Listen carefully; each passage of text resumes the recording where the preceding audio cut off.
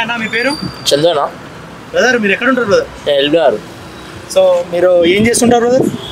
నేను auto నడుపుతుంటా bro. ఇక so ఎట్లుంది బ్రదర్ ఇప్పుడు ఆటో బిజినెస్? ఇప్పుడు ఎందుకంటే ఓలా ర్యాపిడో వచ్చిన తర్వాత నుంచి మీకు ఎట్లుంది లైఫ్?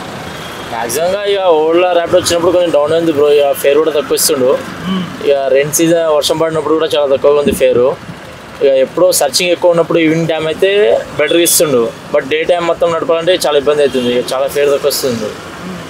అంటే చాలామంది ఆటో డ్రైవర్లు చెప్పేది ఏంటంటే తక్కువ ఫేర్ ఇస్తున్నాడు, కస్టమర్లకు లాభం చేస్తుండు, కానీ ఆటో డ్రైవర్లకు చాలా మోసం చేస్తున్నారు అనేసి చాలామంది బాధ వ్యక్తం చేస్తారు. అవును బ్రో, ఇదైతే నిజమే బ్రో. ఇది చాలా వరకు అయితే కస్టమర్కి సేఫ్ అవుతుంది. ఎందుకంటే ఇక వాళ్ళకి పికప్ కూడా మాకు చాలా దూరం ఇస్తుండు.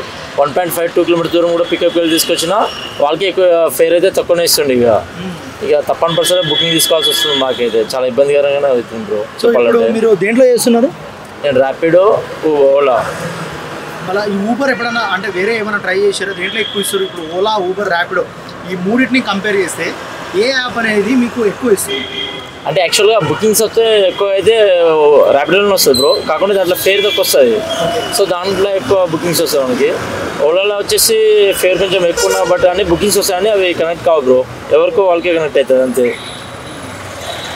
అంటే మీరు ఫ్రీ బస్ వచ్చాక ఓలా ర్యాపిడో వాడుతున్నారా? ముందు నుంచే ఇది? లేదు, ముందు నుంచే ఉంది. బట్ ఫ్రీ బస్ వచ్చిన తర్వాత అయితే 0 కమిషన్ చేసిండు బ్రో. డైలీ మీకు ఎంత వచ్చేది? ఇప్పుడు ఎంత వస్తుంది? ఫ్రీ బస్ ముందే బెటర్ ఉండే బ్రో. ఇప్పుడైతే చాలా తక్కువ వస్తుంది. డైలీ అంటే మేము చేస్తాం, ఒక 2000 చేస్తాం అనుకో పర్ డే మొత్తం. దాంట్లో గ్యాస్ అదిపోగా 1200-1500 వరకు వస్తుంది. ఇప్పుడైతే చాలా కష్టంగా ఉంది. ఇక చాలా రిస్క్ చేస్తుంది కానీ అంత అమౌంట్ రావాలంటే కష్టం అవుతుంది.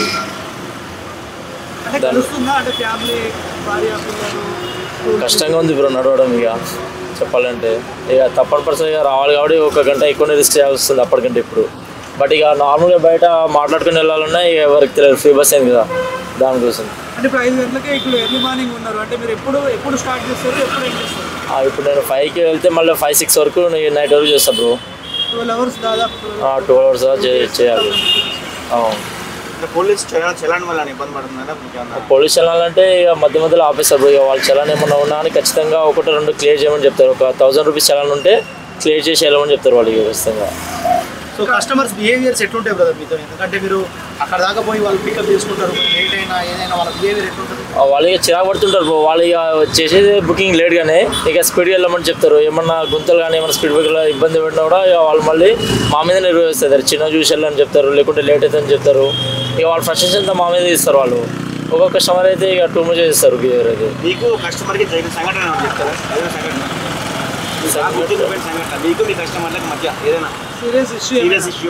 సీరియస్ ఇష్యూ అంటే ఫేర్ విషయంలోనే బ్రో. ఇప్పుడు యాక్చువల్గా ఒక బుకింగ్ వచ్చింది అనుకో రైడు, ర్యాపిడ్లో ఓలాలో ఎంత ఫేర్ చూపిస్తే అంత తీసుకుంటాం మేము.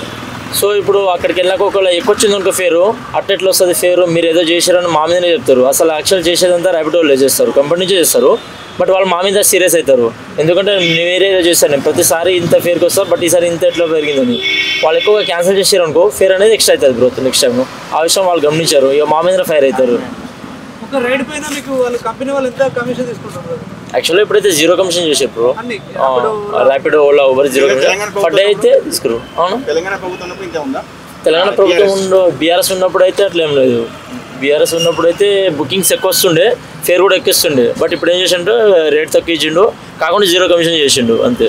ఫ్రీ బస్సులు ఇచ్చి మీకు 0 కమిషన్ చేయడం సీఎం రేవంత్ రెడ్డి గారికి ఏం చెప్పాలన్నా? చెప్పలేం బ్రో, అంత వేస్టే ఇక ఈ మాటల్లో చెప్పాలంటే. మీ సైడ్ నుంచి ఒక్కొక్కసారి క్యాన్సిలేషన్లు అవుతుంటాయి కదా, అసలు ఎందుకు క్యాన్సిల్ చేస్తుంటారు మీరు? కస్టమర్లు ఇబ్బంది పడుతూ ఉంటారు కదా, దానికి ఏమైనా చెప్పాలి? మా సైడ్ నుంచా పికప్ చాలా దూరం ఉంటుంది బ్రో. బట్ ఇంకోటి ఏంటంటే ఆ పికప్కి మేము వెళ్ళగలిగినా కూడా మధ్యలోనే వాళ్ళు క్యాన్సిల్ చేస్తారు. సో దానికి మేము గమనించి ఈయన ఉండలేరు, ఇంత దూరంలో ఉండి వెయిట్ చేయలేరని మేమే క్యాన్సిల్ చేస్తాం. ఖచ్చితంగా చేస్తారు బ్రో. ఎందుకంటే ఇప్పుడు 2 కిలోమీటర్స్ దూరం వచ్చింది అనుకో, అది దాదాపు 15-10 మినిట్స్ ఇస్తుంది అనుకో ట్రాఫిక్లో. వాళ్ళు వెయిట్ చేస్తారు, దగ్గరికి వెళ్ళగానే వేరే ఆటో ఏమైనా దొరికిందని క్యాన్సిల్ చేస్తారు. దానివల్ల మాకే లాస్ వస్తుంది కదా. సో దానికోసం మేము క్యాన్సిల్ చేస్తుంటాం. సరే, అర్థం కాలేను. ఎమర్జెన్సీ సిచ్యువేషన్ ఏదైనా ఉంటుంది, మీ ఆటో వెళ్ళదు అంటే ఏదైనా ఇష్యూ ఉంటుంది రిపేరు, అప్పుడు మీరు ఎలా దాన్ని సాల్వ్ చేసుకుంటారు?